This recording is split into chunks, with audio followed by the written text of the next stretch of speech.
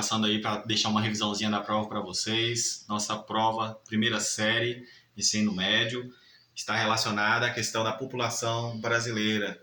Bem, o primeiro slide que a gente precisa analisar é os motivos da queda da natalidade da mulher brasileira, né? Se a gente pegar essa imagem aqui, nós vamos observar que nos anos 60 a mulher brasileira tinha em média 6 filhos. Mas a gente tinha um outro cenário da família brasileira. Bem, nós não tínhamos a mulher como temos hoje. Então a mulher ela era uma dona de casa, uma mãe de família, ela não participava do mercado de trabalho. Então nós tínhamos nesse contexto também não tínhamos a presença dos métodos contraceptivos, então não tinha nada que controlasse a natalidade da mulher brasileira.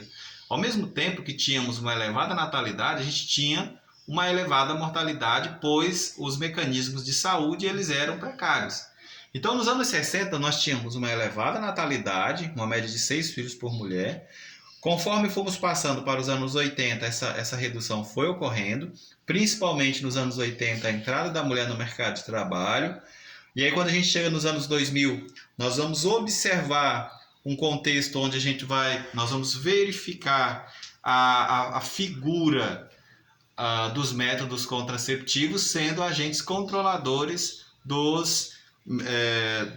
número de filhos. Aqui nós temos um slide de uma imagem que não está muito boa, mas é um slide de uma família. Essa aqui é a família do meu pai, né? Então você pode observar que são muitos filhos, né? Então você tinha essa foto aqui, ela tem quase 60 anos, tem 56 anos essa foto. Então você nota uma família numerosa nos anos 60. Essa aqui é uma outra questão que vocês vão observar na prova, que é das teorias demográficas. Então nós temos 3 teorias que falam sobre o controle da natalidade. Primeiro foi Thomas Malthus, lá no primeiro gráfico.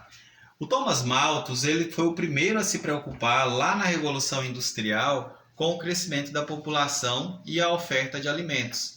Então Malthus ele verificou que a população duplica a cada 25 anos e que cresce segundo a uma progressão geométrica, enquanto que a produção de alimentos só pode aumentar segundo a uma progressão aritmética. Então ele observou o quê? Que chegaria um determinado momento que a população duplicaria a cada 25 anos, mas os alimentos não aumentam conforme essa quantidade. Ou seja, então Malthus, no século XVIII, durante a Revolução Industrial, foi o primeiro a se preocupar com o crescimento da população e a relação de alimentos. Mas naquela época ninguém deu muita bola para o pensamento de Malthus, primeiro porque ele não tinha nenhum método estratégico para controlar a natalidade. Ele defendeu apenas a abstinência sexual como um mecanismo para controlar a natalidade. Mas após a Segunda Guerra Mundial, nós já vamos ter a figura dos neomalthusianistas. Então não se esqueça, após a Segunda Guerra Mundial, nós vamos ter a figura dos neomalthusianos, né? Olha lá, o excessivo crescimento da população dos países pobres é o principal obstáculo para o desenvolvimento. Então, os países ricos culpavam, após a Segunda Guerra Mundial, a pobreza, segundo eles, ela era fruto dos países pobres. Por quê? Porque eles não conseguiam controlar a natalidade. Então, os países ricos acreditavam que se os países pobres controlassem a natalidade, eles resolveriam o problema da fome. Qual seria a solução? A solução, portanto, está no controle da natalidade, por meio dos métodos anticoncepcionais, dos métodos contraceptivos. Então, não se esqueçam, os neomalthusianos, após a Segunda Guerra Mundial, passaram a entender a pobreza como fruto da culpa dos países pobres por não controlarem a natalidade. E aí eles trazem como receita os métodos contraceptivos para controlar a natalidade. Só que aí você observa essa imagem aqui de uma mãe cheia de filhos pedindo uma esmola e a outra mãe com um único filho entrega para ela um anticoncepcional. Então essa é uma imagem neomalthusiana, onde você vai ter a mulher com a figura do anticoncepcional para controlar a natalidade, né? A terceira teoria é a teoria reformista ou marxista. Segundo eles, a pobreza não é fruto do número de filhos, e sim do processo exploratório que os países ricos submetem às nações subdesenvolvidas. E que para isso era necessário, então, reformas no âmbito educacional, para assim melhorar o padrão de vida das pessoas mais pobres. Então não se esqueçam, os reformistas, olha lá, o crescimento da população não é responsável pela pobreza e subdesenvolvimentismo. Na verdade, o subdesenvolvimentismo é provocado pelo crescimento populacional excessivo. A solução, portanto, está na adoção de reformas sociais e econômicas que permitam elevar o padrão de vida. Então, para os reformistas, era necessário melhorar o padrão de vida das pessoas. Nessa segunda questão aqui, nessa próxima questão, vocês vão verificar uma coisa: o perfil da nova família, uma única criança. Ou seja, hoje nós temos baixa natalidade. Isso é o cenário da atualidade, né, da população brasileira. Então você tem uma baixa natalidade e você tem como consequência também uma elevada longevidade. Por que nós temos então baixa natalidade e temos elevada longevidade? Isso é fruto dos mecanismos de saúde. Então, por exemplo, se hoje você tem uma família com um único filho, isso foi fruto do progresso que ocorreu na área da saúde. Da mesma forma, se você tem uma pessoa vivendo mais, atingindo a maior longevidade, isso foi fruto dos benefícios tanto de melhoria de padrão de vida, quanto dos mecanismos da saúde que permitiram, assim, que as pessoas tivessem menos filhos e vivessem mais. Aqui nós temos muito cuidado com essa questão na prova. Ela fala sobre a transição demográfica.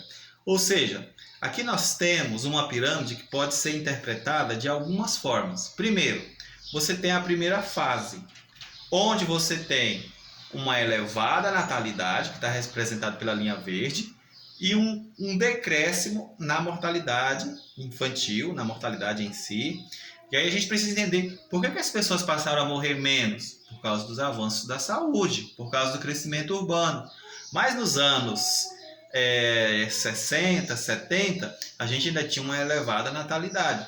Depois nós tivemos, nos anos 80, uma queda brusca na natalidade, e isso fez com que chegássemos na terceira fase com a mortalidade e a natalidade praticamente equiparados. Então veja aqui as frases, olha. Na primeira fase, a transição demográfica é marcada pelo rápido crescimento da população. Sim, porque nasciam muitas pessoas e a morte caiu, né? Como consequência, a queda da mortalidade e a manutenção das elevadas taxas de natalidade. Então, essa afirmação é verídica. A 2, nós temos a segunda fase, caracterizada pela diminuição das taxas de fecundidade. Então, na segunda fase, que é os anos 80, nós tivemos uma queda das taxas de natalidade. Bom, taxa de fecundidade, provocando uma queda na taxa de natalidade e mais acentuada que da mortalidade. Então, nós tivemos uma queda brusca na natalidade, justamente. E a terceira fase, ela encontra os países europeus, que são os países desenvolvidos, onde você tem praticamente uma natalidade muito baixa e uma mortalidade também muito baixa, colocando natalidade e mortalidade equiparados. Esse próximo slide, ele traz o cenário das migrações, de como a população brasileira se movimenta. Você pode observar nesse gráfico que a maior parte das populações migram do Nordeste, então fugindo principalmente da questão de miséria provocada pela seca. Então o Nordeste é a principal região repulsora de pessoas do Brasil. Por mais que, com o passar dos anos, essa população ela não migrou sempre para a mesma direção, né? Se você pegar, por exemplo, eles migraram para o Sudeste, depois migraram para a Amazônia, durante a construção de Brasília eles migraram para o Planalto Central, ou seja, o Nordeste sempre foi a região que mais expulsou pessoas, por mais que para direções diferentes ou em números diferentes. Então isso é fruto do cenário de pobreza existente na região Nordeste, provocado principalmente pela questão da seca. Então isso leva a região Nordeste a ser a região com a maior repulsão de pessoas. Aqui nós temos agora um mapa que mostra a grande concentração de pessoas no litoral brasileiro. E temos a região norte como uma região de baixos vazios demográficos. Na prova você vai ter que discorrer sobre essa afirmativa. Você vai ter que escrever marcando que você vai falar, olha, enquanto você tem uma região muito populosa, como é o caso do Sudeste e todo o litoral brasileiro, você observa a concentração de favelas, você observa a maior desenvolvimento econômico no Sudeste, você vai observar a região Norte, uma região com vazios demográficos e uma região pouco povoada. Então você vai apresentar na sua prova esse cenário de diferença regional existente dentro do Brasil. Enquanto você tem o Norte pouco povoado e o Norte e o Centro-Oeste, você tem toda a faixa litorânea, concentrando 83% da população brasileira, e você tem o Sudeste, é a região onde temos a maior concentração de pessoas, fruto principalmente da atração que essa região possibilitou por causa das indústrias. Então a região Sudeste é a região mais industrializada e esse sempre foi o fator que mais atraiu pessoas para esta região. Olha, encerro por aqui a nossa revisão. Não, tem mais um último slide, né? Então esse último slide ele vai falar para você qual que é a consequência da redução da natalidade no Brasil. Qual que é a consequência para o nosso país de as mulheres terem menos filhos? A consequência, você vai escrever no seu caderno, lá na prova, que a consequência principal é o mercado de trabalho. Com menos pessoas, com menos jovens na nossa pirâmide etária, na nossa pirâmide social, o país vai ter dificuldade porque ele vai ter menos jovens para a taxa de reposição do mercado de trabalho e o país vai ter uma população envelhecida. Então, com menos jovens sustentando a pirâmide do mercado de trabalho e uma população velha, isso vai causar o quê? Um sobrepeso, eu disse uma população velha, corrigindo uma população idosa, isso vai causar um sobrepeso sobre a previdência social. Então, esse é o cenário que você vai descrever na sua prova. Qual que é a consequência de menos filhos para o mercado? A consequência é provável falta de pessoas, falta de mão de obra para o mercado de trabalho brasileiro a um processo futuro, a um tempo futuro. Caso não ocorra um aumento da taxa de natalidade, o Brasil pode sim sofrer com falta de mão de obra ou pode sofrer também com a questão previdenciária, porque você vai ter menos pessoas trabalhando e mais idosos sobrepondo a previdência social. Um forte abraço, essa é a revisão da prova do primeiro ano.